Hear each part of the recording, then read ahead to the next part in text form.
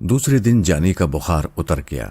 उसने नाश्ता करने के बाद लिबास तब्दील करते हुए कहा, अब मैं टैक्सी लेकर जाऊंगा। रुखसाना ने कहा, कोई ज़रूरी नहीं है, आज आराम कर लो, कल से टैक्सी चलाना।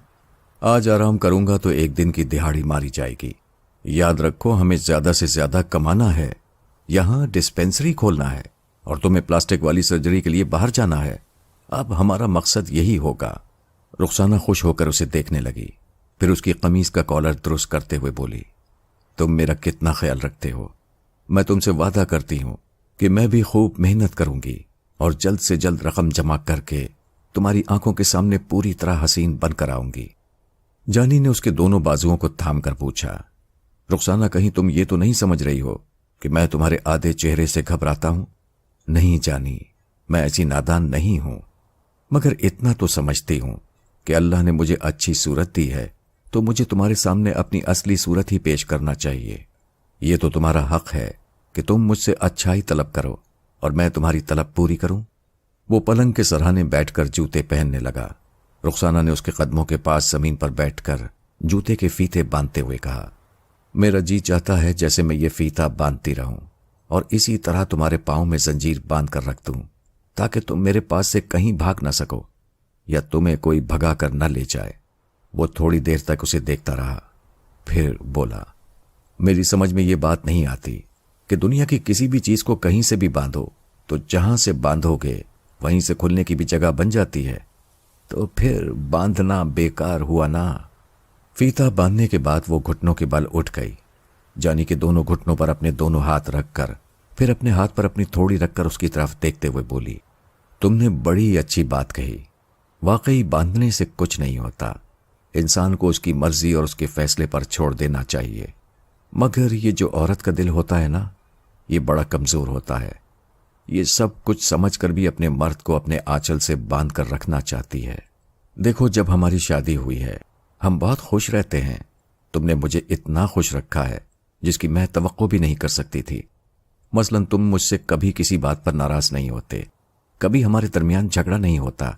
कोई ऐसी वैसी बात होती भी है तो तुम कभी खामोश रहकर उसे टाल देते हो और कभी मैं खामोश रहकर बात को नजरअंदाज कर देती हूं। रुखसाना, जब मैं तुम्हारे पास और बच्चे के पास आता हूं तो हमारे दरमियान और कोई नहीं होता, सिर्फ तुम होती हो और मेरा बेटा होता है। देखो, आज तक मैंने तुम्हें कोई ऐसा मौका नहीं दिया जिस पर तुम मुझे बुरी तरह डांट सको, छड़क सको या मार सको। हाँ, ये बात तो है, और आज भी तुम किसी बात पर नाराज नहीं हुए, गुस्सा नहीं दिखाया, कभी मुझे डांटा तक नहीं। हाँ, ये बात भी है, यही वो कमी है। मियाँ बीवी के दरमियान कभी कभी थोड़ा सा झगड़ा होना चाहिए ना, और हम कभी झगड़ते ही नहीं हैं। वो सोचते हुए बोला, हाँ, मेरे दोस्त भी कहते हैं कि आदमी को औरत के सामने मर्द बनकर रहना चाहिए। मर्द बनने के लिए जरूरी है कि वो कभी कभी दो चार हाथ अपनी औरत पर छाड़ दिया करे, किसी बात पर गुस्सा दिखाए, कभी खाने का बर्तन फेंक दिया करे। वो मुस्कुराते हुए बोली, तो फिर क्या ख्याल है, हम क्यों ना झगड़े का प्रोग्राम बनाएं? हाँ, ऐसा करके देखते हैं, शायद ये कमी दूर हो जाए। जरूर दूर होगी। देखो, ऐसा करते हैं, जब तुम रात को टैक्सी चलाकर वापस आओगे तो मैं तुमसे झगड़ा करूंगी कि तुम रोज देर से क्यों घर आते हो। घर को होटल बना रखा है, बस खाने और सोने के वक्त आ गए और उसके बाद चले गए। वो खुश होकर बोला, हाँ, ये ठीक है, अगर तुम ज्यादा बोलोगी तो मुझे गुस्सा आ जाएगा, फिर मैं तड़ाक से एक तमाचा रसीद कर दूंगा और तुम रोना शुरू कर दोगी। हाय जानी, तुम मारोगे तो मैं ववेला ना करूंगी, खुशी से मर जाऊंगी। क्या मारना जरूरी है? अचानक जानी ने संजीदगी से पूछा, क्या तुम अभी नहीं रो रही हो? रुखसाना उसे चौंक कर देखने लगी, फिर चंद लम्हों तक सवालिया नजरों से देखा, फिर हिचकिचाते हुए पूछा, ये तुम क्या कह रहे हो? वही कह रहा हूं जो तुम्हारे अंदर है। क्या तुम नहीं रो रही हो? नहीं जानी, तुम्हें खामखा शुबा है, मैं भला क्यों रहूंगी? उसकी बात खत्म होते ही तड़ाक की एक आवाज के साथ जानी का एक तमाचा उसके मुंह पर पड़ा। वो दूसरी तरफ घूमकर दीवार से टकरा गई।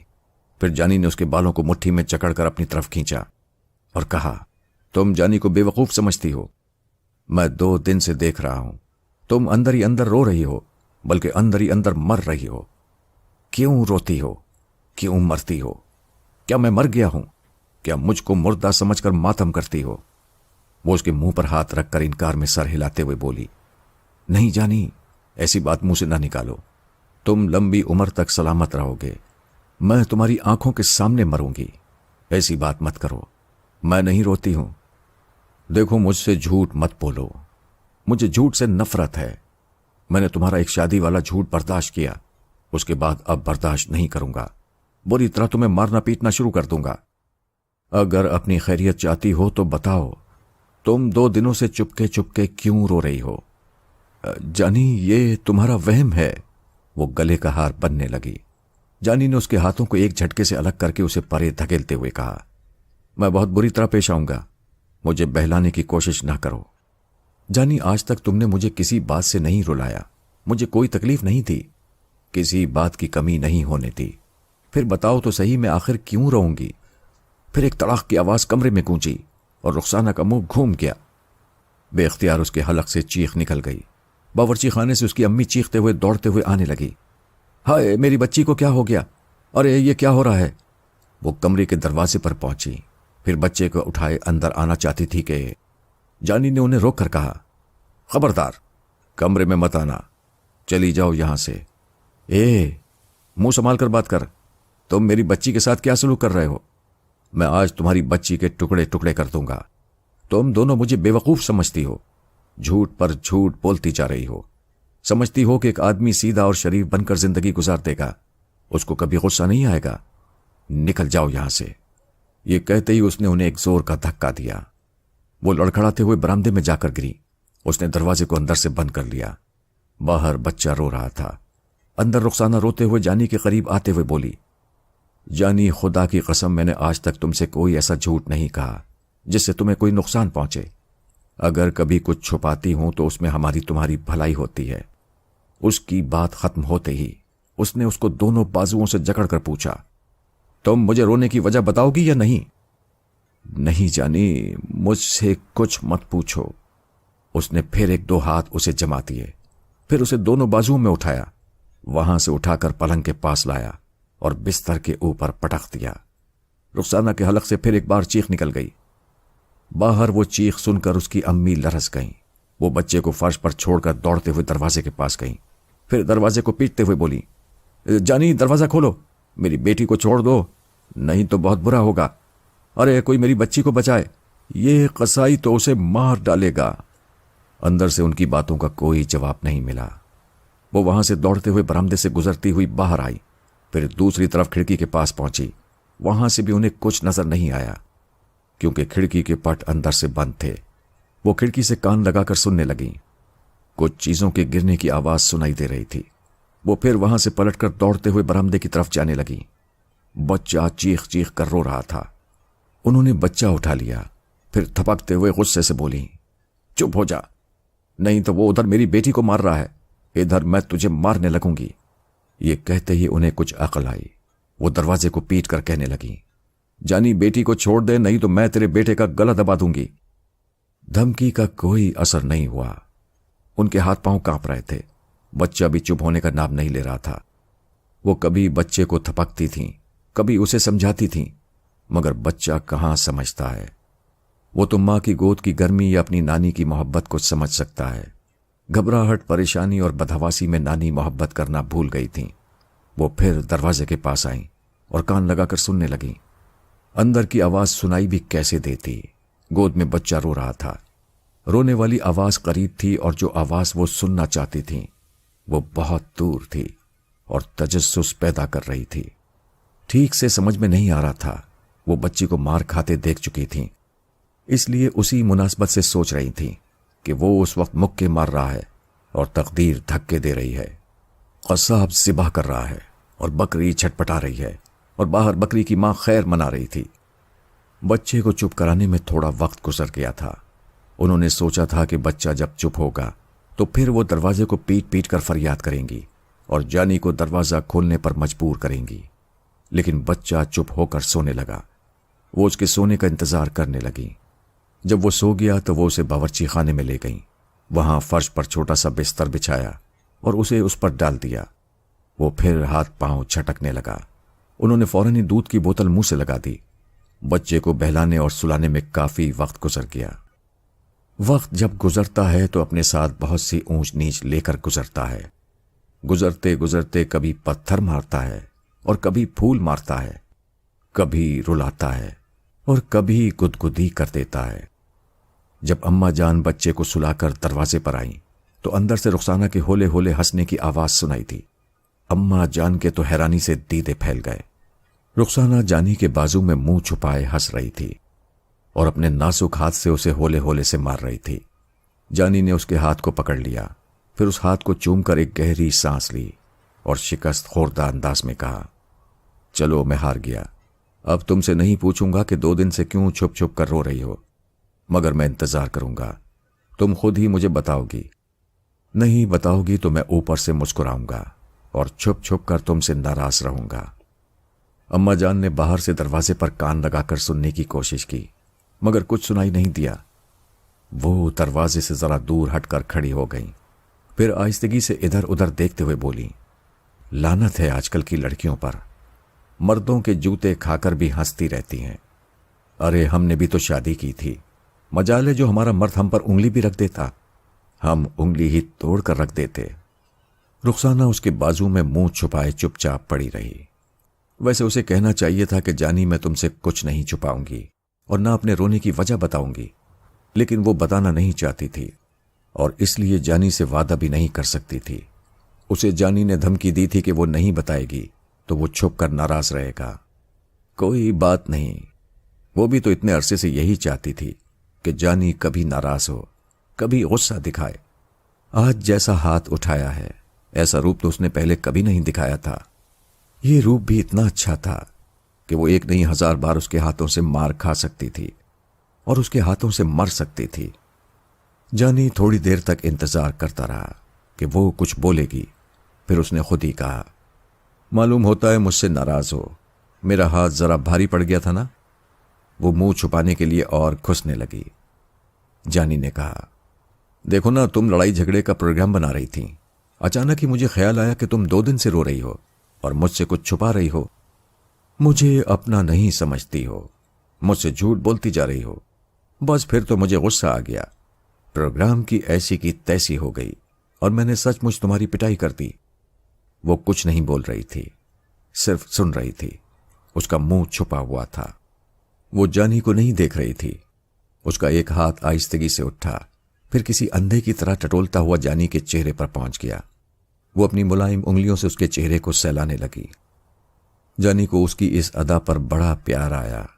اس نے کہا، رخسانہ آج نہیں تو کل تم اپنا دکھ مجھے بتاؤ گی نا؟ اس نے انکار میں سر ہلایا، پھر آہستگی سے بولی، نہیں بتاؤں گی۔ پوچھو کہ کیوں نہیں بتاؤں گی؟ پوچھنے سے پہلے ہی بتا دو۔ وہ ذرا اور قریب ہو کر سمٹ کر بولی، اس لیے میں نہیں بتاؤں گی کہ تمہیں غصہ آتا رہے گا، تم مجھ سے جھگڑا کرتے رہو گے، روز یہی ہوگا، میں اپنی ضد پر قائم رہوں گی اور تم روز میری پٹائی کرتے رہو گے۔ ایسی بھی کیا ضد ہے جان، بتا دو۔ میں نے کہہ دیا نا کہ نہیں بتاؤں گی۔ اس وقت دروازے کے باہر مستری چاچا کی آواز سنائی دی۔ وہ شاید اس کی امی سے کہہ رہے تھے، میں نے تمہیں عالم صاحب کا حکم سنا دیا تھا، اس کے باوجود وہ دونوں ایک ساتھ رہ رہے ہیں، یہ تو کوئی اچھی بات نہیں ہے۔ یہ کہتے ہی دروازے پر دستک دینے کی آواز سنائی دی۔ پھر مستری چاچا نے کہا، جانی دروازہ کھولو، میں کچھ ضروری باتیں کرنے کے لیے آیا ہوں۔ مستری چاچا کی آواز سنتے ہی رخسانہ کا دل ٹوٹنے لگا۔ وہ پہلے ہی جانی سے الگ ہو کر دور چلی گئی تھی۔ جانی بھی اٹھنے لگا۔ رخسانہ نے کہا، دیکھو جانی، میری ایک بات مانو گے؟ جانی نے کہا کہ تم میری کون سی بات مان لیتی ہو؟ ابھی اس بات کا جواب دے دو، میں تمہاری بات مان لوں گا۔ ابھی وہ بات نہ اٹھاؤ، میں اس وقت تم سے ایک بہت ضروری التجا کر رہی ہوں۔ کیا بات ہے؟ تم ابھی مستری چاچا سے کوئی بات نہ کرو، ان سے کہہ دو کہ تم 2 دن سے بیمار ہو اور اس قابل نہیں ہو کہ ان سے کسی مسئلے پر گفتگو کر سکو۔ تم یہاں لیٹ جاؤ، میں چادر اڑا دیتی ہوں، مستری چاچا سے میں نمٹ لوں گی۔ ایسی کیا بات ہے کہ میں مستری چاچا سے بات نہ کروں؟ وہ آخر کس مسئلے پر بات کریں گے؟ جو بھی مسئلہ ہو، جو بھی بات ہو، تم بیماری سے اٹھے ہو، تمہیں زیادہ بات نہیں کرنا چاہیے، تم لیٹ جاؤ۔ واہ، اچھی زبردستی ہے، ابھی تو میں ٹیکسی لے کر باہر جا رہا تھا اور اتنی جلدی پھر میری طبیعت خراب ہو گئی۔ تم کیسی ڈاکٹرنی ہو، صحت مند کو مریض بنائے دے رہی ہو۔ یہ کہہ کر وہ دروازے کی طرف جانے لگا۔ دروازے پر پھر دستک ہو رہی تھی۔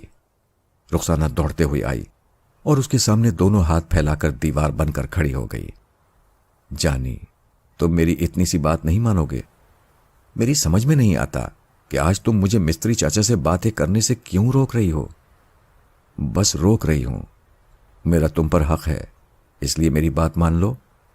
معلوم ہوتا ہے 2 دن سے جو راز تم مجھ سے چھپا رہی ہو اس کا تعلق یا تو مستری چاچا سے ہے یا پھر مستری چاچا تمہارے رونے کی وجہ جانتے ہیں اور مجھے بتانے آئے ہیں۔ چلو ہٹو، میں تمہاری ایک نہیں سنوں گا۔ وہ اسے ہٹا کر جانا چاہتا تھا مگر وہ پہلے دیوار تھی، اب دیوانہ وار ہو گئی۔ بڑی محبت سے وار کیا اور خود واری واری ہونے لگی۔ جانی نے گہری سانس لی، شکست خوردہ انداز میں اسے دیکھا، پھر کہا، اچھا میں بستر پر لیٹ جاتا ہوں، مجھے چادر اڑا دو اور مستری چاچا سے جو کہنا چاہو جا کر کہہ دو۔ وہ پلنگ پر آ کر لیٹ گیا۔ رخسانہ نے اس پر ایک چادر ڈال دی۔ بیچاری اندر سے گھبرائی ہوئی تھی۔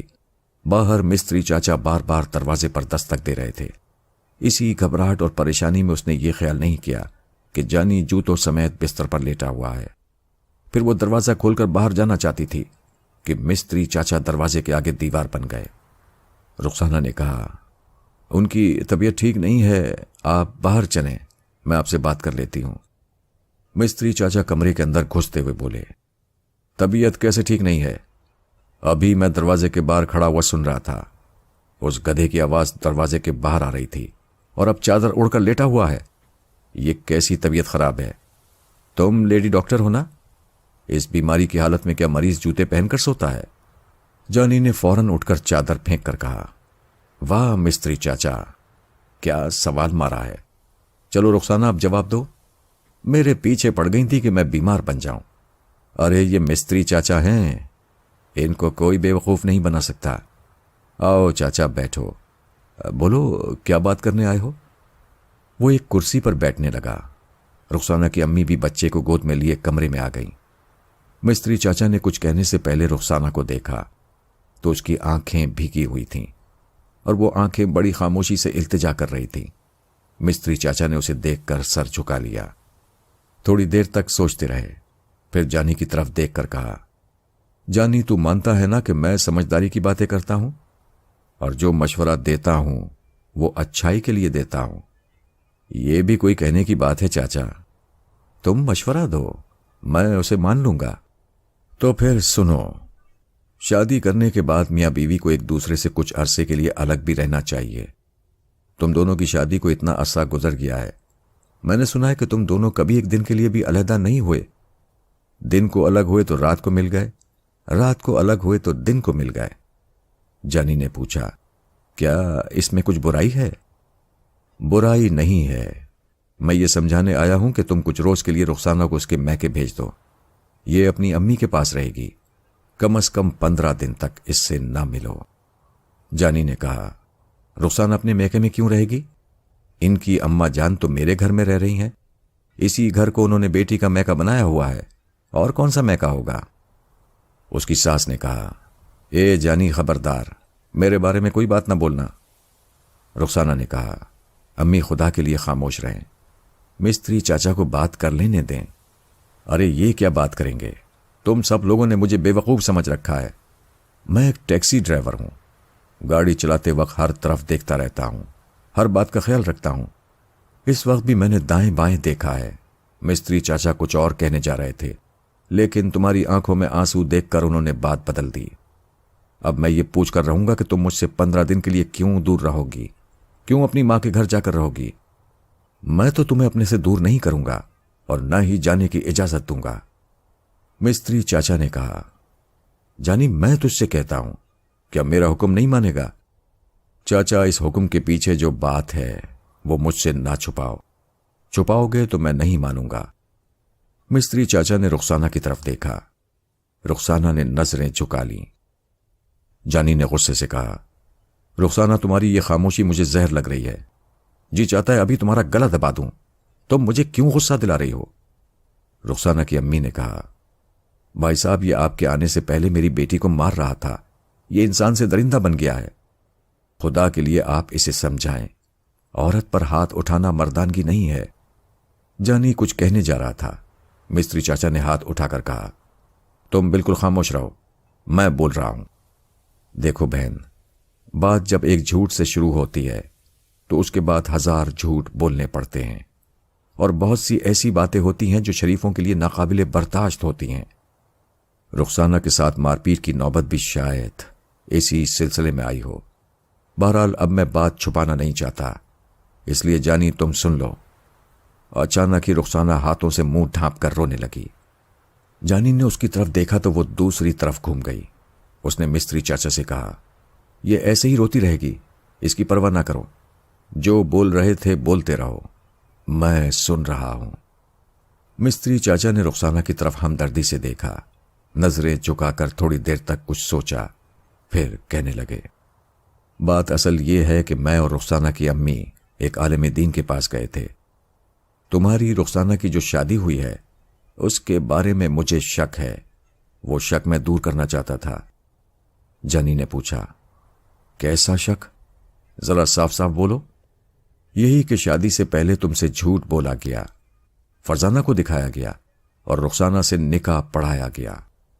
ایسے جھوٹ اور فریب کے ساتھ تم لوگوں کا نکاح درست ہے یا نہیں، ہم یہی معلوم کرنے گئے تھے. پھر جانی انہیں سوالیہ نظروں سے دیکھنے لگا. مستری چاچا نے کہا، دراصل ہم جن کے پاس گئے تھے وہ عالم دین نہیں، مولوی صاحب ہیں. وہ اپنی طرف سے کوئی فیصلہ سنانا نہیں چاہتے. وہ 4 علماء دین سے مشورہ کرنے کے بعد ہمیں فیصلہ سنائیں گے. اس وقت تک کے لیے انہوں نے کہا ہے کہ احتیاطاً ایسے میاں بیوی کو ایک دوسرے سے دور رہنا چاہیے. تھوڑی دیر کے لیے کمرے میں خاموشی چھا گئی. مستری چاچا اور رخسانہ کی امی جانی کو دیکھنے لگیں. خاموشی بڑھ گئی تو رخسانہ نے بھی چہرے سے ہاتھ ہٹاتے ہوئے گھوم کر جانی کی طرف سوالیہ نظروں سے دیکھا. اب وہ جواباً کیا کہے گا؟ کیا فیصلہ سنائے گا؟ کیا اس فیصلے کو مان لے گا کہ میاں بیوی کو الگ رہنا چاہیے؟ جانی نے رخسانہ کی طرف دیکھا، پھر پلنگ پر بیٹھتے ہوئے کہا، تو تم اس لیے 2 دنوں سے چھپ چھپ کر رو رہی تھیں. تمہاری جیسی جھوٹی اور فریبی عورت کا یہی انجام ہونا چاہیے. جو عورت اپنے مرد سے باتیں چھپاتی ہو اسے اپنے مرد سے الگ ہی رہنا چاہیے. نہیں نہیں کہتے ہوئے دوڑ کر جانی کے پاس آئی، پھر اس کے قدموں سے لپٹ کر بیٹھ گئی. میں نہیں جاؤں گی، میں تم سے الگ نہیں ہو سکتی، تمہیں چھوڑ کر نہیں جاؤں گی. کوئی بات نہیں، تم یہیں رہو. یہ مکان اور پلاٹ سب کچھ میں نے تمہارے نام لکھ دیا ہے. میں یہاں سے چلا جاؤں گا. وہ انکار میں سر ہلاتے ہوئے بولی، یہ مکان تمہارے دم سے ہے. تم نہیں رہو گے تو میں یہ مکان لے کر کیا کروں گی؟ میں تمہیں نہیں جانے دوں گی. تم جاؤ گے تو میں تمہارے پیچھے یہاں سے نکل جاؤں گی. جہاں تم بھٹکو گے وہاں میں بھی تمہارے ساتھ سائے کی طرح رہوں گی. جانی تم نے زبان دی ہے کہ مجھے کبھی نہیں چھوڑو گے. ہاں میں نے ضرور زبان دی ہے، لیکن جب قانونی طور پر اور مذہبی طور پر ہمیں الگ کرنے کا فیصلہ سنایا جائے گا تو اس کے آگے میں یا تم کیا کر سکتے ہیں؟ ہمیں تو حکم ماننا پڑے گا. جو غلطی تم نے یا تمہارے ماں باپ نے کی ہے اس کی سزا صرف تمہیں ہی نہیں مجھے بھی ملے گی. میں تم سے اور بچے سے الگ نہیں ہونا چاہتا. یہ علیحدگی جو ہو رہی ہے اس کی وجہ کیا ہے؟ اس کے پیچھے کس کی مکاریاں، کس کا جھوٹ اور فریب ہے؟ یہ بولنے کی اب ضرورت تو نہیں رہی. پھر مجھے الزام دیتی ہو کہ میں تمہیں چھوڑ دوں گا. مستری چاچا نے کہا، مذہبی، قانونی اور تہذیبی پابندیوں کے بغیر ازدواجی زندگی نہیں گزاری جا سکتی. جو ان پابندیوں کے خلاف ایسی زندگی گزارتے ہیں وہ ناجائز ہوتی ہے. رخسانہ غصے سے تلملا کر کھڑی ہو گئی. مستری چاچا کی طرف دیکھ کر اور مٹھیاں بھینچ کر بولی، مستری چاچا، آپ میری زندگی برباد کر رہے ہیں. میرے بسے بسائے گھر کو اجاڑ رہے ہیں. آپ کو کیا ضرورت پڑی تھی کہ آپ گڑے مردے اکھاڑتے؟ ہم سکون سے ہنستے بولتے زندگی گزار رہے تھے، لیکن آپ کو یہ اچھا نہیں لگا. آخر آپ کی بھی تو بیاہی ہوئی بیٹیاں ہیں. ان کے ساتھ کوئی ایسی زیادتی کرے گا، ان کی زندگی برباد کرے گا، ان سے ان کے شوہروں کو چھینے گا تو آپ کے دل پر کیا گزرے گی؟ بیٹی، ہمارے یہاں اللہ نہ کرے ایسی نوبت آئے. ہم نے شریعت کے مطابق خوب سوچ سمجھ کر چھانبین کرنے کے بعد، لڑکے والوں نے ہمیں سمجھنے کے بعد، ہم نے لڑکے والوں کو سمجھنے کے بعد شادیاں کی ہیں۔ میری جو بیٹیاں بیاہی گئی ہیں ان پر کوئی آنچ نہیں آئے گی، کوئی سانچ کو آنچ نہیں لگتی، کیونکہ سانچ کو آنچ نہیں لگتی۔ یہ آنچ تمہیں لگ رہی ہے۔ میں پھر سمجھاتا ہوں، زیادہ پریشان ہونے کی بات نہیں ہے۔ اللہ نے چاہا تو تم دونوں پھر ازواجی زندگی گزارو گے۔ صرف 15 دن کی بات ہے۔ 15 دنوں کے لیے تم اپنے میکے چلی جاؤ، جانی کو یہاں چھوڑ دو۔ انشاءاللہ جب یہ 15 دن گزر جائیں گے تو کوئی اچھا ہی فیصلہ سننے میں آئے گا۔ نہیں چاچا، مجھے بہلایا نہیں جا سکتا۔ ایک بات میں جانتی ہوں کہ مذہبی پابندیاں بہت سخت ہوتی ہیں۔ پہلے ہی سے سمجھایا جاتا ہے کہ جھوٹ مت بولو، دھوکہ مت دو، مذہب کو پردہ نہ بناؤ، اور اس پردے کے پیچھے مکاریاں نہ کرو۔ جب سمجھائے جانے کے باوجود بھی ہم ایسا کرتے ہیں تو پھر معافی کی گنجائش نہیں نکلتی۔ مذہبی قانون میں کوئی لچک نہیں ہوتی۔ اگر لچک ہو جائے تو آئندہ بھی غلطیوں کے لیے خطاؤں کے راستے ہموار ہوتے ہیں، یہ سوچ کر کہ آگے چل کر معافی مل جائے گی۔ جب تم ایسا سمجھتی ہو تو پھر تم اور تمہارے والدین نے غلطی کیوں کی؟ رخسانہ نے اپنے چہرے کی طرف انگلی سے اشارہ کرتے ہوئے کہا، چاچا اس چہرے کو دیکھیے، اگر آپ کی بیٹی کا چہرہ اس طرح بگڑ جاتا تو میں اس وقت پوچھتی کہ آپ اپنی بیٹی کو کس طرح سہاگن بناتے۔ جب آپ کے گھر میں رشتے مانگنے والے آتے اور آپ کی بیٹی کو نفرت سے دیکھ کر واپس چلے جاتے، اور آپ کی بیٹی کسی ایسے مرض میں مبتلا ہو جاتی جس کے لیے ڈاکٹر یہ فیصلہ سنا دیتے کہ اس کا علاج شادی ہے، تب آپ کیا کرتے؟ مستری چاچا، آپ گیراج کے مالک ہیں، بگڑی ہوئی گاڑیوں کو بناتے ہیں، لیکن آپ اپنی بیٹی کے بگڑے ہوئے چہرے کو کیسے بناتے؟ کیا آپ کا کام پوری ایمانداری سے چلتا ہے؟ کیا گاڑیوں کے پرزے گیراج میں بدلے نہیں جاتے؟ معمولی پرزے لگا کر اچھی کوالٹی کی قیمت وصول نہیں کی جاتی؟ کیا گاڑی کو اس انداز میں ٹھیک نہیں کیا جاتا کہ وہ دوبارہ جلد ہی مرمت کے لیے آئے اور آپ پھر سے پیسے بنائیں؟ بے ایمانی زندگی کے کس شعبے میں نہیں ہوتی؟ جہاں اپنی گاڑی رکتی ہے وہاں لوگ بے ایمانی سے دھکا دے کر اس گاڑی کو آگے بڑھا دیتے ہیں۔ بیٹی، اپنا غصہ اتارنے کے لیے مجھے جو بھی الزام چاہو دو، لیکن میں جانتا ہوں اور میرا خدا جانتا ہے کہ میں اپنے کاموں میں بے ایمانی نہیں کرتا۔ جانی نے کہا، ارے چاچا، کیوں جھوٹ بولتے ہو؟ میں تمہارے سامنے بیٹھا ہوا ہوں، کیا میں گیراج کا دھندا نہیں جانتا؟ یہ رخسانہ تو بہت حد تک صحیح بول رہی ہے۔ کیا تم میرے سامنے چھوٹو سے کبھی ویل کیپ، کبھی گاڑی کے دوسرے پرزے سستے داموں نہیں خریدتے؟ خریدنے سے کیا ہوتا ہے؟ وہ مال لا کر بیچتا ہے اور میں خرید لیتا ہوں۔ حالانکہ آپ اچھی طرح جانتے ہیں کہ چھوٹو گاڑی کے پرزے چرایا کرتا ہے۔ وہ چوری کرے، بے ایمانی کرے، مجھے اس سے کیا؟ میں تو قیمت دے کر اس سے مال خریدتا ہوں۔ رخسانہ نے ایک قدم آگے بڑھ کر کہا، آپ چھوٹو کی بے ایمانی اور چوری کو اس لیے نظر انداز کرتے ہیں کہ آپ کو اس کے ذریعے سستا مال ملتا ہے، اور آپ میری ایک چھوٹی سی بے ایمانی کو، جھوٹ کو نظر انداز نہیں کر رہے، کیونکہ آپ کو مجھ سے یا میرے خاندان والوں کی طرف سے کوئی فائدہ نہیں پہنچ رہا ہے۔ بتائیے، چھوٹو کے مال کو آپ کتنے میں خریدتے ہیں، اور میرے جھوٹ کو چھپانے کے لیے آپ کتنی رقم چاہتے ہیں؟ مستری چاچا اچھل کر کھڑے ہو گئے، کیا تم مجھے ایمان فروش سمجھتی ہو؟ جانی نے کہا، ارے چاچا، اپنی باری آئی تو غصے میں کیوں چل رہے ہو؟ آرام سے بیٹھ کر باتیں کرو۔ کچھ تو میں بھی تمہارے کاروبار کے بارے میں جانتا ہوں۔ خواہ مخواہ قسم کھانے سے اور اپنے آپ کو پورا ایماندار بولنے سے تو بات نہیں بنے گی۔ رخسانہ کی بات مان لو، یہ ٹھیک کہتی ہے کہ بے ایمانی سب کرتے ہیں، تھوڑا بہت جھوٹ ہر آدمی اپنی زندگی میں بولتا ہے۔ فرق صرف اتنا ہے کہ بہت سے لوگ جھوٹ بول کر بھول جاتے ہیں اور یہ سمجھتے ہیں کہ انہوں نے کبھی کسی معاملے میں جھوٹ نہیں بولا۔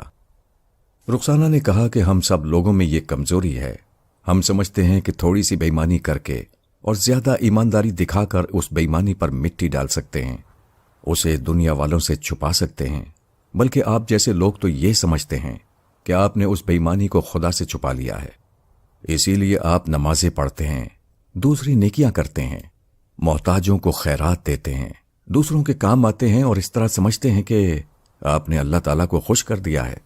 یہ آپ کی خوش فہمی ہے، میری بھی یہی خوش فہمی ہے کہ میں نے جانی سے جو جھوٹ کہا، جس طرح دھوکہ دیا، اس کے بعد دل ہی دل میں اللہ سے دعا مانگتی رہی، میں نے نماز پڑھنا بھی شروع کر دی، اور میں منتیں بھی مانگتی ہوں کہ فلاں مزار پر جا کر چادر چڑھاؤں گی۔ بہرحال بات یہاں آ کر ٹھہرتی ہے کہ اگر میرا نکاح ناجائز ہے تو آپ کی آمدنی بھی حلال نہیں ہے۔ آپ برسوں سے اپنی بیوی بچوں کو حرام کی کمائی کھلا رہے ہیں۔ یہ جھوٹ ہے، مستری چاچا نے تن کر کہا۔ کوئی یہ ثابت نہیں کر سکتا کہ میں بے ایمانی کرتا ہوں۔ میں صاف ستھرا کاروبار کرتا ہوں، میرے گاہک مجھ سے خوش رہتے ہیں، مجھ پر کوئی انگلی نہیں اٹھا سکتا، مگر تم لوگوں پر نازم آباد والا پورا محلہ انگلی اٹھا سکتا ہے۔ میں ثابت کر سکتا ہوں کہ تم لوگوں نے جانی کے ساتھ بے ایمانی کی ہے، جھوٹا نکاح پڑھایا ہے، اور جانی خود اس بات کا گواہ ہے۔ جانی نے دونوں ہاتھ اٹھا کر انکار کے انداز میں کہا، دیکھو چاچا، مجھ کو بیچ میں نہ ڈالو۔ اگر میری بات پوچھو گے تو میں کسی کی طرفداری نہیں کروں گا۔ اگر میں یہ کہوں گا کہ رخسانہ نے واقعی مجھ سے جھوٹ کہا اور دھوکہ دیا ہے، تو دوسری طرف یہ بھی کہوں گا کہ تم اپنے کاروبار میں بے ایمانی کرتے ہو۔ میں خود ٹیکسی کا میٹر تیز کرتا ہوں اور دوسری بے ایمانیاں بھی کرتا ہوں۔ چاچا مان لو کہ ہم سب ایک ہی تھیلی کے چٹے بٹے ہیں۔ مستری چاچا نے اس کی طرف سے منہ پھیر کر رخسانہ کو دیکھا، پھر ان دونوں کے درمیان سے گزرتے ہوئے کمرے سے باہر جانے لگے۔ دروازے کے پاس پہنچ کر انہوں نے کہا، دیکھو میں تم دونوں کے منہ نہیں لگنا چاہتا، جتنی تم لوگوں کی عقل ہے ویسی ہی باتیں کرتے ہو۔ اپنے جرم کو چھپانے کے لیے مجھے بھی مجرم ثابت کرنا چاہتے ہو۔ بہرحال جانے سے پہلے میں اتنا کہہ دوں کہ ابھی 15 دن کا وقت ہے، تم لوگ غور کرو اور کسی اچھے نتیجے پر پہنچو۔ میں رخسانہ کا دشمن نہیں ہوں، بس یہ چاہتا ہوں کہ اگر یہ ناجائز ازدواجی زندگی ہے تو اسے جائز بنایا جائے، اگر یہ نکاح غلط ہے تو دوبارہ نکاح پڑھانے کی گنجائش پیدا کی جائے۔ ہم مذہب کو زیادہ نہیں سمجھتے، ہمارے علماء سمجھتے ہیں، اور ہم انہی سے مشورہ لے کر اپنی بگڑی بنا سکتے ہیں۔ بہرحال اب میں 15 دن کے بعد تم لوگوں سے ملوں گا۔ وہ چلے گئے۔ رخسانہ جانی کا منہ تکنے لگی۔ وہ ایک کرسی پر بیٹھ کر سگریٹ سلگانے لگا، پھر اطمینان سے اس کے کش لگانے لگا۔ رفتہ رفتہ وقت گزر رہا تھا۔ وہ اس کے سامنے کھڑی ہوئی انتظار کر رہی تھی، اس کی طرف سے کچھ سننا چاہتی تھی۔ اس کی امی بچے کو لے کر کمرے سے باہر چلی گئی تھیں۔ پھر اس نے کہا، تمہاری خاموشی سے مجھے گھبراہٹ ہو رہی ہے، کچھ بولو۔ کیا بولوں؟ اس کے متعلق بولو جو مستری چاچا بول کر گئے ہیں۔ کیا بول کر گئے ہیں؟ تم انجان کیوں بن رہے ہو؟ کیا ابھی سن نہیں رہے تھے؟ خود جواب بھی دے رہے تھے۔ مجھے بتاؤ کہ ہمارا کیا ہوگا؟ کیا ہم 15 دن کے لیے الگ ہو جائیں گے؟ نہیں جانی، کبھی ایسا فیصلہ نہ کرنا۔ تمہاری مرضی ہے، اگر تم مجھے چھوڑنا نہیں چاہتی ہو، 15 دن کے لیے بھی الگ نہیں ہونا چاہتی، تو میں الگ کیوں کروں گا؟ ٹھیک ہے، ہم یہاں رہیں گے۔ وہ جلدی سے پاس آ کر بولی، سچ کہو، تم مستری چاچا کی باتوں کی پرواہ نہیں کرو گے نا؟ دیکھو رخسانہ، میں بہت زیادہ پڑھا لکھا اور بہت زیادہ سمجھدار نہیں ہوں۔ میری چھوٹی سی بات سمجھ میں یہی آتی ہے کہ مجھے تمہیں نہیں رلانا چاہیے۔ اگر کسی کے آنسو پوچھنا نیکی ہے تو میں یہ نیکی ضرور کروں گا اور تم سے دور نہیں جاؤں گا۔ رخسانہ کی آنکھوں سے اس بار خوشی کے آنسو بہنے لگے۔ جانی نے اٹھ کر اس کے قریب ہوتے ہوئے کہا، اب آنسو پوچھنے کا مطلب یہ تو نہیں کہ تم بات بات پر رونا شروع کر دو؟ وہ نڈال سی ہو کر اس پر اپنا سارا بوجھ ڈالتے ہوئے بولی، جانی یہ تقدیر بھی عجیب ہے، ادھر کئی دنوں سے تھوڑی دیر کے لیے رلاتی ہے، پھر ہنساتی ہے، پھر رلاتی ہے، پھر ہنساتی ہے۔ مستری چاچا یہ مسئلہ اٹھا کر مجھے رلاتے رہے ہیں، اور جب تمہارے پاس آتی ہوں تو تم اپنے وعدوں سے، اپنی باتوں سے، اپنی محبتوں سے مجھے ہنسا دیتے ہو۔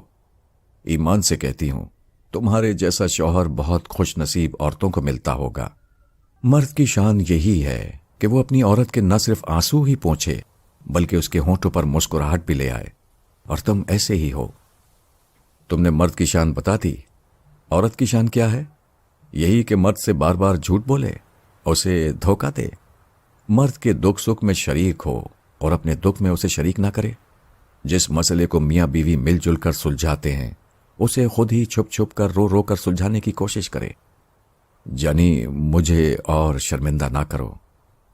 تم شرمندہ ہو؟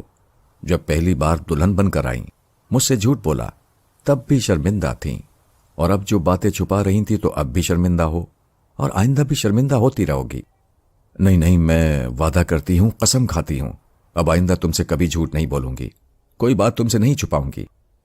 میں نے تمہیں بہت اچھی طرح سمجھ لیا ہے جانی، تم تمام دنیا کی مخالفت کر سکتے ہو مگر میرے خلاف کچھ سننا نہیں چاہتے، مجھے چھوڑنا نہیں چاہتے۔ اب اس یقین کی جڑیں میرے اندر دور تک پھیل گئی ہیں۔ جانی نے گھڑی دیکھتے ہوئے کہا، میں صبح اٹھ کر ٹیکسی لے کر جانے والا تھا اور اب 12 بجنے والے ہیں، کیا خاک دہاڑی بنے گی۔ میری مانو تو آج نہ جاؤ، آج ہم خوب جی بھر کر باتیں کریں گے، تم اگر چاہو تو کہیں گھومنے پھرنے جائیں گے۔ وہ 2 دنوں سے رخسانہ کے ساتھ وقت گزار رہا تھا، خاصی تفریح ہو چکی تھی۔ دماغ میں فوراً یہ بات آئی کہ اسے ٹیکسی چلانا چاہیے، کراچی شہر کی شاہراہوں اور گلیوں میں گھومنا چاہیے۔ یہی دماغ نے بھی سوال کیا، ہائے کیوں گھومنا چاہیے؟ اس نے دل کے سوال کو دل میں چھپا لیا، دماغ کے سوال کو جواب دیا کہ آمدنی کے لیے باہر جانا چاہیے، ٹیکسی چلانا چاہیے۔ یہ سوچتے ہی اس نے رخسانہ سے کہا، دیکھو تم نے یہ فیصلہ کیا ہے کہ اب یہاں ڈسپینسری کی 4 دیواری اٹھے گی، اس لیے آمدنی بڑھانا چاہیے۔ میں اور تم تفریح کریں گے تو آمدنی رک جائے گی۔ اب بولو کیا ارادہ ہے؟ وہ مسکراتے ہوئے بولی، اب میں آئینہ دیکھتی ہوں تو اپنی صورت نہیں دیکھی جاتی، میں چاہتی ہوں کہ تمہیں بہت اچھی صورت دکھاؤں، اور اس کے لیے واقعی اب ہمیں مستقل مزاجی سے کام کرنا چاہیے۔ ٹھیک ہے تم جاؤ، شام کو جلدی آنا۔ وہ دونوں باتیں کرتے ہوئے کمرے سے باہر نکلے۔ رخسانہ نے کہا، جانی تمہارے ساتھ چلتے ہوئے ایسا لگتا ہے جیسے میرے سامنے فولاد کی ڈھال ہے، اب کہیں سے بھی حملہ ہو میں اپنے بچے کے ساتھ محفوظ رہوں گی۔ جانی نے جیب میں ہاتھ ڈال کر رومال نکالتے ہوئے کہا، اس رومال کو اپنے پاس رکھ لو، میں ڈھال تو ہوں رومال بھی ہوں، جب باہر ٹیکسی چلاتا رہوں گا تو یہ رومال تمہارے آنسو پوچھتا رہے گا۔ وہ ناراض ہو کر بولی، تم نے پھر تانے دیے، میں وعدہ کرتی ہوں کہ اب نہیں روں گی، اب تو میں خود ہنستی رہوں گی۔ اصل بات یہ ہے جانی کہ عورت کو اپنے اوپر اعتماد نہیں ہوتا، اپنے اندر یقین نہیں ہوتا کہ اس کا مرد اچھا ہے اور وہ اسے اور اچھا بنا سکتی ہے۔ چونکہ یقین کمزور ہوتا ہے اس لیے مرد کو اچھا بنانے کے بجائے اور بگاڑ دیتی ہے۔ اب میں تم پر کسی قسم کا شبہ نہیں کروں گی اور یقین رکھوں گی کہ مصیبت کی گھڑی میں خدا کے بعد صرف تم ہی میرے رہو گے۔ وہ ٹیکسی کے پاس آ کر رک گئے۔ جانی نے اگلا دروازہ کھول کر ایک صافی نکالی اور ٹیکسی کو باہر سے صاف کرنے لگا۔ رخسانہ نے کہا، یہ میرا کام ہے، لاؤ میں صفائی کرتی ہوں۔ نہیں، عورت کا کام گھر کے اندر صفائی کرنا ہے۔ چلو دوسری صافی اندر رکھی ہوئی ہے، تم ٹیکسی کو اندر سے اچھی طرح صاف کر دو۔ وہ دونوں اپنے اپنے کام میں لگ گئے، لیکن رخسانہ نے جب اندر پہنچ کر صافی نکالی تو ڈیش بورڈ کی طرف دیکھ کر ٹھٹک گئی۔ وہاں لکھا ہوا تھا، تم کہاں کہاں ہوگے، میں کہاں کہاں ڈھونڈوں۔ وہ جھاگ کی طرح بیٹھ گئی۔ ٹیکسی کے باہر جانی صفائی میں مگن تھا۔ وہ گاڑی کو چاروں طرف سے اچھی طرح پہنچنے کے بعد دروازہ کھول کر اسٹیئرنگ سیٹ پر آیا۔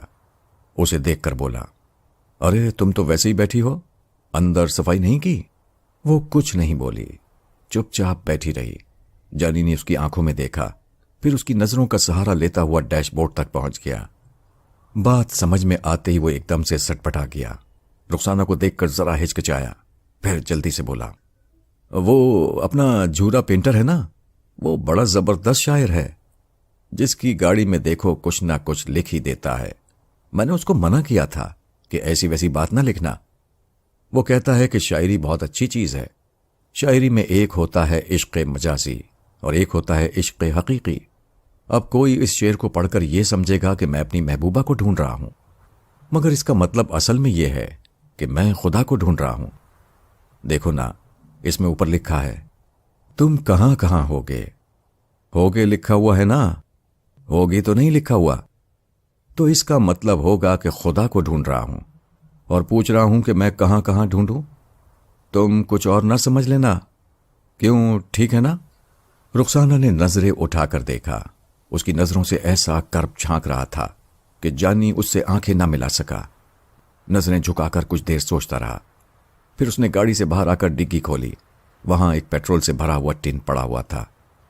اس نے رومال کے ایک حصے کو پیٹرول میں بھگو دیا، اس ڈبے کو بند کر کے ڈگی کو بند کیا، پھر واپس آ کر اسٹیئرنگ سیٹ پر رخسانہ کے پاس بیٹھ گیا اور پیٹرول سے بھیگے ہوئے رومال کو اس حصے کی ڈیش بورڈ پر رگڑنے لگا۔ رخسانہ چپ چاپ بیٹھی دیکھ رہی تھی۔ وہ شعر آہستہ آہستہ مٹتا جا رہا تھا۔ ڈیش بورڈ کا وہ حصہ بالکل صاف ہو گیا، ایک لفظ بھی وہاں نہ رہا۔ اس کے بعد جانی رخسانہ کی طرف گھوم کر اس کے شانے پر ہاتھ رکھ کر اسے اپنی طرف کھینچتے ہوئے بولا، کیا اب بھی ناراض ہو؟ وہ ایک گہری سانس لے کر اس کی آنکھوں میں جھانکتے ہوئے بولی، ڈیش بورڈ سے تو یہ مٹ گیا، تمہارے دماغ سے وہ کیسے مٹے گی؟ ہیں؟ وہ ذرا ہچکچایا، پھر بولا، دیکھو ابھی تم کہہ رہی تھی کہ عورت کا یقین کمزور ہوتا ہے۔ اگر وہ پورا یقین رکھے اور اپنے مرد کو سنبھالنے کی کوشش کرے تو مرد اچھا بن کر رہے گا، بگڑنے سے بچا رہے گا۔ وہ تائید میں سر ہلا کر بولی، ہاں میں ایسے وقت بھول جاتی ہوں۔ میں ہی کیا، تم دنیا کی کسی بھی عورت کے سامنے کسی دوسری عورت کو ترجیح دو گے تو وہ عورت بدحواسی میں ساری دانشمندی بھول جائے گی اور اندھیرے میں ٹامک ٹوئیاں مارنے والی بدنصیب عورت کی طرح صرف اپنے مرد کو پکڑنے کی کوشش کرے گی اور دوسری عورت کو گالیاں دے گی۔ اس سے زیادہ سمجھ میں اور کچھ نہیں آتا، یا اس وقت کچھ سمجھ میں نہیں آیا۔ تم ٹھیک کہتے ہو، میں تم پر پورا یقین رکھوں گی۔ دیکھو رخسانہ، میں ایک ٹیکسی ڈرائیور ہوں، ٹیکسی چلاتا ہوں، مگر ہر چوراہے پر رک جاتا ہوں۔ ٹریفک سگنل ہمیں بتاتا ہے کہ کہاں سے مڑنا ہے، کہاں جانا ہے، کون سا صحیح راستہ ہے، کون سا ون وے ٹریفک ہے۔ اسی طرح تم میری زندگی میں ایک محبت کا سگنل ہو۔ میں جب بھی بھٹکتا ہوں، رکتا ہوں، سمجھ نہیں سکتا کہ کہاں جانا ہے، تو تم مجھے سگنل دے کر محبت کے ون وے ٹریفک پر چلا دیتی ہو۔ اگر ہمارے درمیان ایسی ہی سمجھداری رہی تو پھر تمہیں میری طرف سے کوئی تکلیف نہیں پہنچے گی۔ کیا میں غلط کہتا ہوں؟ اس نے مسکرا کر جانی کو دیکھا، پھر اپنا سر اس کے شانے پر رکھ دیا۔ تھوڑی دیر بعد وہ رخسانہ سے رخصت ہو کر شہر کی شاہراہوں پر آ گیا۔ گاڑی چلانے کے دوران میں اس کی نظریں کبھی کبھی ڈیش بورڈ پر جاتی تھیں، جہاں اب کچھ نہیں تھا۔ اب آنکھیں وہاں کچھ نہیں پڑھ سکتی تھیں، مگر انسان بڑا ضدی ہوتا ہے۔ جو بات اس سے چھپاؤ وہ اسے دماغی آنکھوں سے پڑھنے لگتا ہے۔ اس نے گاڑی چلانے کے دوران عقب نما آئینے میں دیکھا۔ اس آئینے میں پوزیشن ایسی تھی کہ اس میں اسے اپنا آدھا چہرہ نظر آ رہا تھا۔ آدھا چہرہ جو اپنی بیوی کے لیے تھا، وہ اسے دکھ نہیں دینا چاہتا تھا، اسے یہ کہہ کر سزا نہیں دینا چاہتا تھا کہ تم نے جھوٹ کہا، فریب دیا، اور اس لیے فرزانہ کو تلاش کرتا ہوں۔ اسے چاہتا ہوں اور اس کی محبت کو اپنے دل سے نہیں مٹا سکتا۔ وہ چاہتا تو رخسانہ سے بے دھڑک کہہ سکتا تھا، وہ اس سے ڈرتا نہیں تھا، ایک مرد کی طرح مار مار کر اس کا کچومر نکال دیتا، لیکن اس کا مزاج ایسا نہیں تھا۔ پھر بیوی بچے سے محبت اور مروت کے ساتھ پیش آنا پڑتا ہے، تبھی گھر کے اندر کا ماحول ٹھیک رہتا ہے۔ جانی میں اتنی سوجھ بوجھ تھی، اور ایسی سوجھ بوجھ تقریباً ہر انسان میں ہوتی ہے۔ ہر شخص محبت اور مروت کے ساتھ پیش آتا ہے، لیکن اس کے لیے اسے اپنے اندر کے آدھے آدمی کو چھپا کر رکھنا پڑتا ہے، کیونکہ وہ جو آدھا آدمی ہوتا ہے وہ خود غرض ہوتا ہے اور اپنی دل کی بات پر چلتا ہے۔ اب وہ رخسانہ سے رخصت ہو کر دل کی شاہراہوں پر چل رہا تھا، مختلف سواریوں کو ان کی منزلوں پر پہنچا رہا تھا۔ اس دوران میں اسے ایک پرانی فلم کا ایک منظر یاد آیا۔ اس منظر میں چور ایک محل میں گھس کر چوری کر رہا تھا۔ اس وقت صبح کی اذان ہوئی۔ چور نے مال کو ایک طرف رکھ کر صبح کی نماز پڑھنا شروع کی۔ شہزادی کی آنکھ کھل گئی۔ اس نے حیرانی سے اسے نماز پڑھتے دیکھا، پھر نماز پوری ہونے کے بعد سوال کیا، تم چوری بھی کرتے ہو اور نماز بھی پڑھتے ہو؟ تب چور نے جواب دیا، چوری میرا پیشہ ہے اور نماز میرا فرض۔ چور کی بات بڑی مزے کے خیز تھی۔ نماز پڑھنے والوں کو بھی یہ بات بری محسوس ہوئی۔ کتنے ہی لوگوں نے اس پر اعتراض کیا۔ ایک عام خیال کے مطابق چور کی یہ بات محض بکواس تھی، لیکن یہ ایک بات انسانی فطرت کو آئینہ دکھاتی ہے کہ آدمی آدھا ادھر ہوتا ہے، آدھا ادھر ہوتا ہے، آدھا ایماندار ہوتا ہے، آدھا بے ایمان ہوتا ہے، آدھا اپنی بیوی کا فرما بردار شوہر ہوتا ہے، آدھا اپنی محبوبہ کا سچا عاشق ہوتا ہے۔ دوپہر کو کریم آباد سے گزرتے ہوئے وہ جھورا پینٹر کے پاس پہنچ گیا۔ جھورے نے ڈیش بورڈ دیکھ کر پوچھا، ہیں یہ کیا ہوا؟ ارے یار بس کچھ نہ پوچھو، اب ایک ہی تدبیر سمجھ میں آتی ہے کہ ایک اچھے سے سفید کاغذ پر وہی شعر لکھ دو۔ میں جب صبح ٹیکسی لے کر باہر نکلوں گا تو اس کاغذ کو ٹیپ سے یہاں ڈیش بورڈ پر چپکا دوں گا، اور جب شام کو گھر جاؤں گا تو اسے لپیٹ کر ڈگی میں چھپا دیا کروں گا۔ فرزانہ کی امی مہمان عورتوں کی خاطر مدارات میں لگی ہوئی تھی۔ وہ بہت خوش تھیں۔ وہ عورتیں فرزانہ کے لیے بہت ہی اچھا رشتہ لے کر آئی تھیں۔ لڑکا امریکہ میں تھا اور بہت بڑا ڈاکٹر تھا، ہارٹ سرجری کا ماہر تھا۔ فرزانہ کے ساتھ خوب جوڑی رہتی۔ فرزانہ اس وقت موجود نہیں تھی، کہیں گئی ہوئی تھی۔ اس کی امی سوچ رہی تھی کہ جیسے بھی ہوگا وہ اپنی بیٹی کو شادی کے لیے ضرور راضی کر لیں گی۔ وہ اپنی محبت کا، اپنی ممتا کا، اپنے بڑھاپے کا اور اس کے والد مرحوم کی عزت کا اور ان کی روح کی بے قراری کا واسطہ دے کر بیٹی کو کسی نہ کسی طرح شادی کرنے پر مجبور کر دیں گی۔ سر سے ایک بڑا بوجھ اتر جائے گا، زندگی میں پیش آنے والا المیہ ختم ہو جائے گا، پھر جانی جو اس کے گھر پر آسیب کی طرح چھایا ہوا ہے ہمیشہ کے لیے غائب ہو جائے گا۔ ایک مہمان خاتون نے کہا، فرزانہ کو دیکھے ہوئے کتنے ہی برس گزر گئے، اب تو اچھی اونچی پوری ہو گئی ہوگی۔ فرزانہ کی امی نے مسکراتے ہوئے کہا، ہاں بہن، اللہ کا کرم ہے، اچھی صورت بھی ہے اور اچھی سیرت بھی، میں تو اسے دیکھ دیکھ کر جیتی ہوں۔ وہ سب ناشتہ کرنے میں مصروف تھیں، کوئی نمکین کھا رہی تھی، کوئی مٹھائی چکھ رہی تھی اور کوئی چائے کی چسکیاں لے رہی تھی۔ ایک لڑکی نے اپنے دوپٹے کو سنبھالتے ہوئے اپنی امی سے کہا، امی اس وقت تو میں بہت چھوٹی تھی، فرزانہ باجی کو دیکھا ہو تو اب یاد نہیں آ رہا، آئیں گی تو دیکھوں گی ضرور۔ فرزانہ کی امی نے کہا، وہ آتی ہی ہوگی۔ دوسری لڑکی نے اپنی بہن سے کہا، باجی فرزانہ باجی کا نام سن کر مجھے اخبار کی وہ خبر یاد آ گئی، ایک نیم پاگل ڈرائیور نے ہسپتال میں بڑا ہنگامہ کیا تھا، کسی لیڈی ڈاکٹر فرزانہ کو پریشان کر رہا تھا، پولیس والے اسے پکڑ کر لے گئے۔ جب امی نے ہماری اس باجی فرزانہ کا ذکر کیا تو میں سمجھی کہ کہیں یہی باجی نہ ہو، یہ بھی تو لیڈی ڈاکٹر ہے نا۔ دروازے پر فرزانہ کی آواز سنائی دی، تم نے ٹھیک ہی سمجھا تھا، میں وہی ڈاکٹر فرزانہ ہوں جس کے لیے ایک ٹیکسی ڈرائیور نے ہنگامہ کیا تھا۔ وہ سب ناشتہ چھوڑ کر اسے دیکھنے لگی۔ اس کی امی بھی پریشان ہو گئی، وہ سوچ بھی نہیں سکتی تھیں کہ فرزانہ آتے ہی بات بگاڑ دے گی۔ وہ جلدی سے زبردستی مسکراتے ہوئے بولی، یہ میری بیٹی ہے، اسے مذاق کرنے کی عادت ہے، آؤ آؤ بیٹی ان سے ملو۔ وہ تیزی سے آگے بڑھ کر فرزانہ کے قریب پہنچتے ہی آنکھوں سے اشارے کرنے لگیں، التجائیں کرنے لگیں، ان کی آنکھیں زبان بن گئی تھیں۔ انہوں نے اپنے مہمانوں کی طرف پیٹ کرتے ہوئے بیٹی کی طرف خاموشی سے دونوں ہاتھ جوڑ دیے۔ فرزانہ نے آگے بڑھ کر ان کے دونوں ہاتھوں کو محبت سے تھام لیا، پھر انہیں چوم کر کہا، امی جھوٹ اور فریب کبھی راس نہیں آتا، اس کی مثال ہماری آنکھوں کے سامنے ہے، جو بات ہو وہ صاف اور کھری ہو۔ میں اپنے مہمانوں سے جو سچ ہے وہ کہتی ہوں، اور سچ یہ ہے کہ میں وہی لیڈی ڈاکٹر فرزانہ ہوں جس کے لیے ایک شخص دیوانہ وار ہسپتال میں ہنگامہ کرتا پھرا اور پھر تھانے پہنچ گیا۔ وہ عورتیں پہلے تو اسے بے یقینی سے دیکھ رہی تھیں، پھر ایک نے اٹھ کر پوچھا، تم سچ کہہ رہی ہو؟ میں جھوٹ کیوں بولوں گی؟ اگر جھوٹ بولوں گی تو بعد میں یہ بات کھل جائے گی، اس وقت جو بات بگڑے گی ہم اسے بنا نہیں سکیں گے، اور ابھی بگڑ جائے تو نہ آپ کا کچھ بگڑے گا نہ میرا بگڑے گا۔ دوسری خاتون نے پوچھا، بیٹی قصہ کیا ہے؟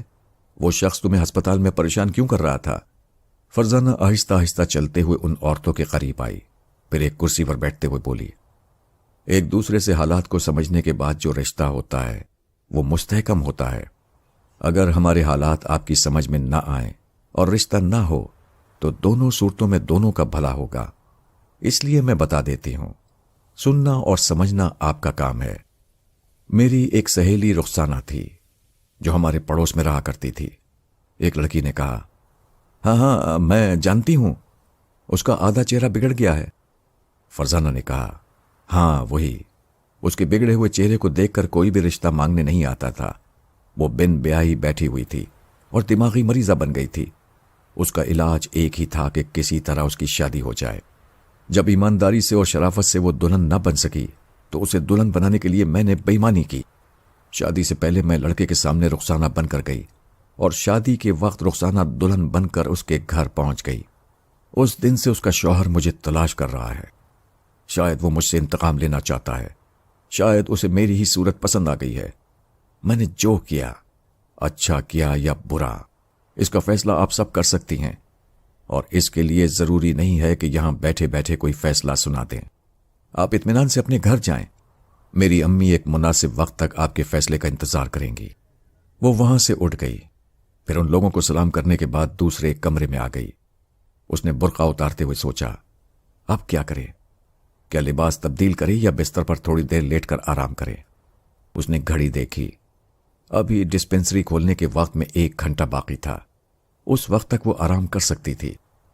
برقع اتارنے کے بعد وہ ایک ایزی چیئر پر بیٹھ گئی اور اس کی پشت سے سر ٹکا کر چھت کی طرف تکنے لگی۔ دوسرے کمرے سے عورتوں کی ملی جلی آوازیں سنائی دے رہی تھیں۔ ان آوازوں سے پتہ چل رہا تھا کہ وہ رخصت ہو رہی تھیں۔ تھوڑی دیر بعد گہری خاموشی چھا گئی۔ پھر کمرے کا دروازہ کھلا۔ اس کی امی نے آتے ہی پوچھا، کیوں بات چھپائی نہیں جاتی؟ کیا دنیا والے اپنے عیب، اپنی غلطیاں نہیں چھپاتے؟ چھپاتے ہیں۔ رخسانہ اور اس کے والدین نے جانی کے ساتھ جو کچھ کیا، اس کا نتیجہ انہیں کیا مل رہا ہے؟ جھوٹ اور فریب کی سزا رخسانہ کو مل رہی ہے۔ کیا آپ چاہتی ہیں کہ میں بھی جھوٹ بول کر اپنے سسرال جاؤں، پھر ساری زندگی تانے سنتی رہوں اور اپنے مجازی خدا کی نظروں میں مشکوک رہوں؟ تم محض ایک رخسانہ کی مثال نہ لو۔ انہوں نے کھلا فریب کیا تھا، وہ تو ظاہر ہونا ہی تھا، ورنہ دنیا میں اور بھی لڑکیاں ہیں جو اپنی عمر چھپاتی ہیں، اپنے عیب چھپاتی ہیں، ماضی کی غلطیاں بھی چھپا لیتی ہیں، اپنے مرد کو اور اپنے سسرال والوں کو کبھی ان باتوں کی ہوا نہیں لگنے دیتی، بڑے عیش و آرام سے اپنی زندگی گزار لیتی ہیں۔ امی آپ کچھ بھی کہہ لیں، حقیقت اپنی جگہ رہے گی۔ جھوٹ ایک بیماری ہے اور میں ایک ڈاکٹر ہوں۔ کسی بھی مرض کی پہلے تشخیص کرتی ہوں، دوسروں کو کبھی غلط دوا نہیں دیتی، پھر اپنے لیے کوئی غلط نسخہ کیسے لکھ سکتی ہوں؟ انہوں نے گہری سوچتی ہوئی نظروں سے بیٹی کو دیکھا، پھر کہا، تم نے ٹھیک کہا ہے کہ حقیقت اپنی جگہ رہتی ہے، اور حقیقت یہ ہے کہ تم جانی کو بھلانا نہیں چاہتی۔ یہ غلط ہے۔ وہ کرسی سے جیسے اچھل کر کھڑی ہو گئی، پاؤں پٹکتے ہوئے ماں سے ذرا دور چلی گئی، پھر واپس آتے ہوئے بولی، میں نے اپنے دل کو پتھر بنا لیا۔ میں ایسا راستہ تلاش کر رہی ہوں جہاں رخسانہ اور جانی سے کبھی سامنا نہ ہو۔ یہ شہر چھوڑ کر دوسرے شہر چلی جاؤں گی، ہو سکا تو اس ملک سے بھی باہر چلی جاؤں گی۔ جب لڑکی اپنا بابل کا انگنا چھوڑ دیتی ہے تو پھر وہ ایک دنیا سے دوسری دنیا میں چلی جاتی ہے۔ تمہیں کوئی راستہ کیا تلاش کرنا ہے؟ سیدھے سادے انداز میں فیصلہ کر لو کہ شادی کر کے کسی کا گھر آباد کرو گی۔ یہ ساری الجھنیں خود بخود ختم ہو جائیں گی۔